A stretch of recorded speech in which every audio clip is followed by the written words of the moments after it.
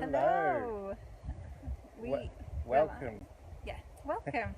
We're out on location today because we thought you might want to get out of our house. Yeah. So, welcome to EcoPods Live at 5. Quite catchy, isn't Yeah, it? we thought that was pretty clever.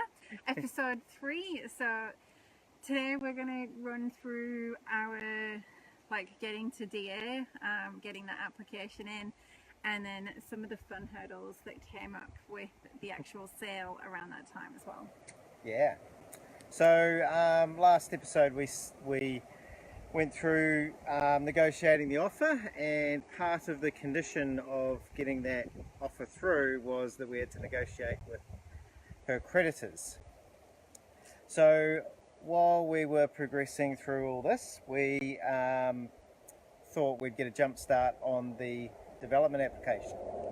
Yeah. So we had to engage an architect, Yeah. had to get some soil reports.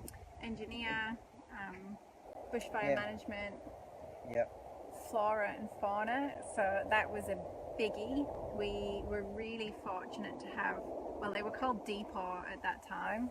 Can't remember what their name is right now. But the government department for protecting flora and fauna, basically, Parks and Wildlife, we were really lucky that 2 of their leading experts came out and met us on site for an hour or 2, and we walked around and they were explaining all the different things that they were concerned about, even just pointing out what the trees were, what the flowers were. It was awesome. We loved it, didn't we? Yeah, good education process. Yeah, really informative for us, and it allowed us to build a bit more of a relationship and to really understand what it was that they were concerned about so that we could avoid that. Yeah, and some of the critically endangered species we thought would actually be good for our guests, because you could go wildlife spotting, and all the birds and the trees, when you look around, it's beautiful. Yeah, so the No, that's good. we engaged an architect that had some awesome reviews. We did have some hurdles later on. He was from overseas, and We'd picked him because he had a sustainable building background, and he'd worked with shipping containers before. So for us, that was a biggie to understand what it was that we were looking for and how to use them effectively, and without just building a heap of blocks, basically. Yeah. So got along with him really well. Yeah, he was an awesome guy. Had awesome communication. He got us. We started with just the prelim drawings, just basically mapping out the site and what's going to go there. And then we headed into council for the pre-DA meeting, which was fun, wasn't it? Yeah, it was actually. I really enjoyed that. We met with 2 councillors, ran them through what we wanted to achieve, what we saw the hurdles were, how we wanted to work with them, just basically wanted to get feedback from them on anything that they wanted us to change, or we just wanted them to feel a part of the process, because we realised that this wasn't going to be a completely straightforward application. We weren't completely naive to the complexities, and so we wanted to start on a good foot, basically. Yeah. So put full proposal together, kind of like a business plan, really, wasn't it? Yeah, it pretty much was. We've learnt from some pretty good of our mentors in the past that the more you give council, but really anyone of authority, the more you give them, the easier it is for them to see what you're doing and to allow you to do what you're doing. So that's what we did, and got some awesome feedback, didn't we? Yeah. We actually got told it's the best proposal that they'd seen. Although they're not actually meant to say that, so scratch that. Cut. Oh, we'll edit this bit out. Yeah, when we save this later. But yeah, that was awesome feedback to get. We were on a high after that, weren't we? It was good. Yeah, so then we submitted that application, and so from our perspective, we were like, yep, that's cool. We thought we knew what the hurdles might be with that. And it was basically from our DA perspective, this was April, May time. Yeah, May, 1st of May. 1st of May we submitted the application. So this was sort of leading up through April and then into May last year. And so it became a waiting game, and we knew that it'd be like 3 months for like the deadline to actually hear back from that. Yeah. And during that DA meeting, one of the council officers actually came up with the name. Yeah, he was like, oh, these little eco-pod thingies, and we were like, oh yeah, we like that. Yes. So that's where the name eco-pods actually came from. Are we allowed to say his name? Let's not say his name.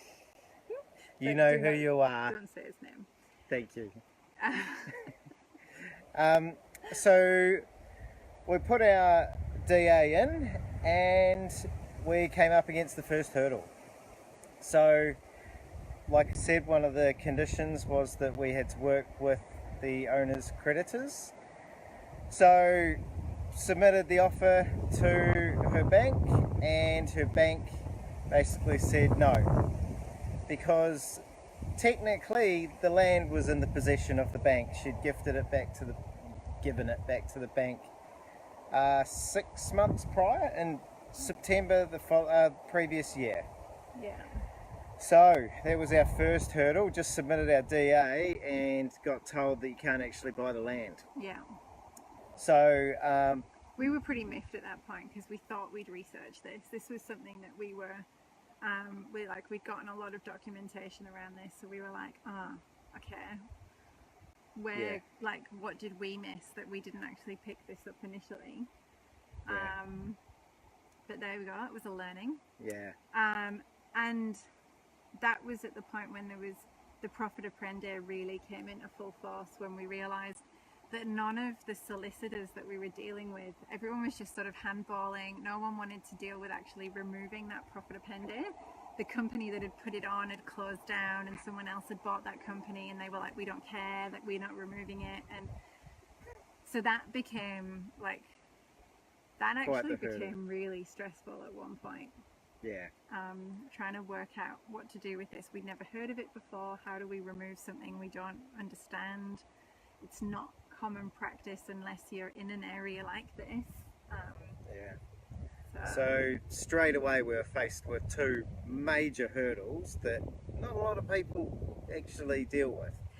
And the X was still on the title. So we also...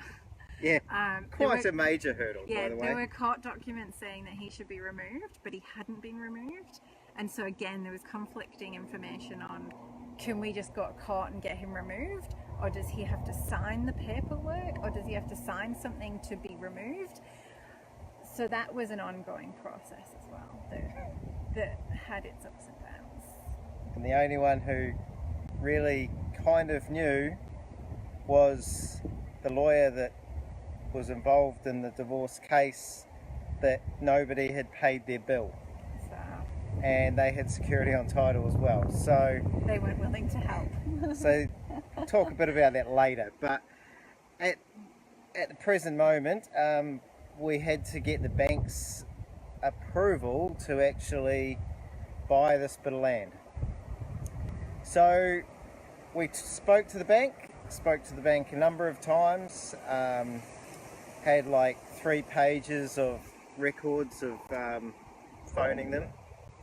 By the way, if you ever deal with banks and they're getting a bit tricky, make sure you keep records, detailed notes. Yeah, who you spoke to, exactly what time it was, how long you were on the phone for. Yeah. And tell them that you're making the notes as well. Yeah, make it clear. Yeah. So, the video's paused. Might be the wind. That's alright, it's still going on Facebook. So, so basically we had to start negotiating with the bank, and they weren't listening to us, so we had to take it to the next level and go to FOS. And FOS were actually really good. FOS were good. They were Yeah. We had to have a couple of meetings, but basically, yeah, we laid it out on the table what we were trying to do, and they gave us what 9 months. Yeah. 9 months to settle on the land. And they were actually happy with our offer. So it was coming out of that the bank were okay with accepting our offer. There was quite the process around that, which we can't really go into because it kind of includes her personal situation. So really fair. No, so which is a shame because that was it's quite an epic story. huge learning for us. Yeah. And thankfully we've had some good education around that. But yeah, I guess coming out of that, like, there's a lot of people in this kind of situation. So yeah, just know there is a way. There are people that can help. Even if you're underwater, even if you owe more to the bank than what the property is worth, or more to the bank than what the property is worth, and there are other people with caveats claiming money on the title as well. Yeah. So there is ways everything can be negotiated. It's just how you negotiate and the way that you go about that. I guess a simple tip would be like to be polite with your negotiations but firm. So if you're a doormat, then the bank will just keep saying no. But I think it's important to stay polite for as long as possible. Yeah. There is a point where you kind of just have to show them the whites of your eyes and front up, but usually, like, killing them with kindness goes a long way. And then they're people. And being the squeaky wheel, like, very squeaky. Yeah, calling them every day and then saying to them when you get off the phone, they're like, oh, I have to go and check with, because usually the person that you speak to, either in a call center or even a case manager, they won't actually have the authority to make decisions. So they'll say, oh, I have to go and talk to my supervisor. So then just say to them, okay, shall I call you back? I'll call you back tomorrow. Or when will you have spoken to them? Right, okay, I will call you back then. And that's what we ended up doing with all of the government departments with this. And if you let people know that you're going to be calling back, it's not like you're just harassing them. They might feel that, but you've warned them that you're going to be that person that's going to keep following up, and they're going to want to get you off their desk as quick as possible. Yeah. And as long as you're nice about that, and you're not being rude and and obnoxious every time you call, then they're quite happy. Yeah. Well, yeah, they'll deal with you. Yeah, they'll deal with you. Yeah. So, yeah, we thought we'd solved that hurdle. Oh, look, you're back on. We're back on Instagram. So we crossed the path of dealing with the bank. They were happy. We got 9 months, which gave the owner and us time to deal with the rest of the creditors that were involved. So we were pretty chuffed with that. We were happy. Had an agreement with the owner of how we're going to go about that. She was happy. She was happy, yep. I think it was the first time in a long time that somebody had been on her side, or that she could feel that somebody was on her side. Obviously we don't know all the details of what happened before we came along, but I think she was, because we at that point, or Joe rather, was the one that was then taking all of the calls from the bank and from the creditors, and so for her that was a huge weight off, and she could then start focusing on what it was she needed to do to be able to earn the money to start making those payments again. So it was a huge weight off for her to have Joe really on her side. Yeah. So huge weight off her, large weight on me, but that's right. It's all learning. And so This was a pretty emotional time for us as well, wasn't it?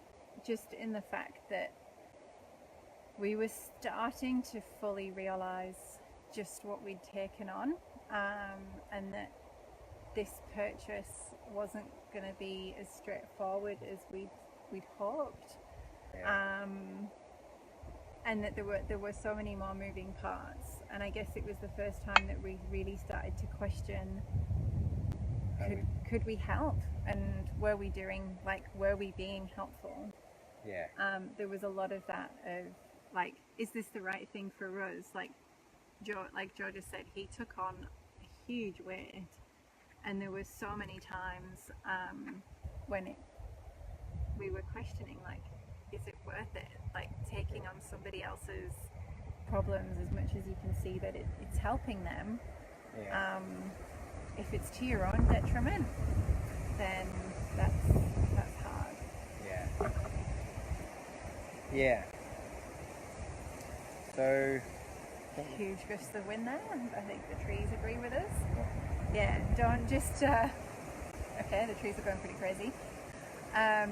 Don't just take on other people's stuff for the sake of helping other people, because that might not actually help them in the end. You've still got to be able to put yourself first, and put your own sanity and your own mental health first, and then you can help other people. yeah. So I think does that wrap up this stage? That's kind of April, May last year, covering 2-month blocks at a time.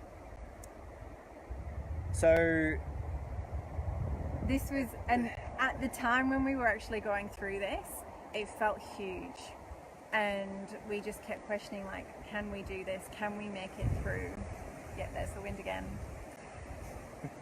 And it felt never ending. And I guess in some ways it was, like, as soon as we worked through that, there was something else, for a good 6 months solid. But looking back on that time now, that was actually one of the easier times. I don't know if I've just forgotten things, but for me now, that wasn't, like, emotionally, it wasn't a heartbreaking time. It was, okay, how can we break this down into smaller bite-sized pieces? And that was basically what we just kept looking at. How can we break this down? How can we break this down? Every hurdle that we came across. And that was literally how we got it through. Yeah, so what we're learning is when you're chasing your dreams, you just have to keep going, have to keep pushing. Something really big on my leg there. Have to keep. Sorry, it's gone. Have to just put one foot in front of the other and just keep going. Yeah. Yeah. And you don't have to know the whole way to work it out. Hey, Sarah. And you don't have to have all of the answers. You don't even have to know how to solve that particular puzzle that's in front of you. It's just keep chunking it down until you can actually see the next step that you need to take. Yeah. And that was the biggest thing that we learned, or that I learned from that time. Just keep chunking it down. Yeah. And just keep taking steps. Every day, make that phone call or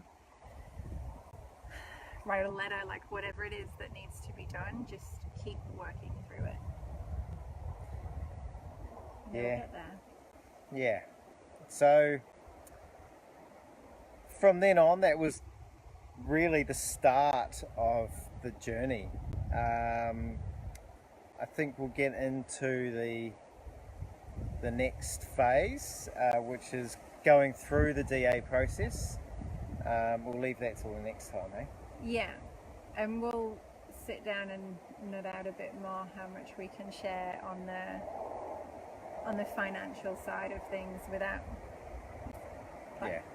revealing too much from a privacy perspective. Yeah. Because it's not our story to share that part.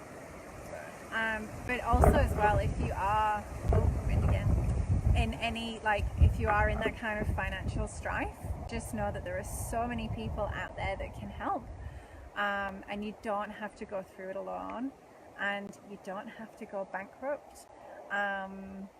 just reach out. Just Yeah. reach out to somebody. Reach out to us and we can point you in the right direction as well and give you some names and people to contact. Yeah. And yeah, just know that you're not alone, and it happens to way more people than you think. Yeah. Yeah, thank you for joining us. We'll be back on Wednesday. Yep. Live at 5, Sunday and Wednesday, Yeah. and maybe Friday. But Sunday and Wednesday for now. Yeah. Cool. All Thank right. you so much. We'll see you next time. Bye.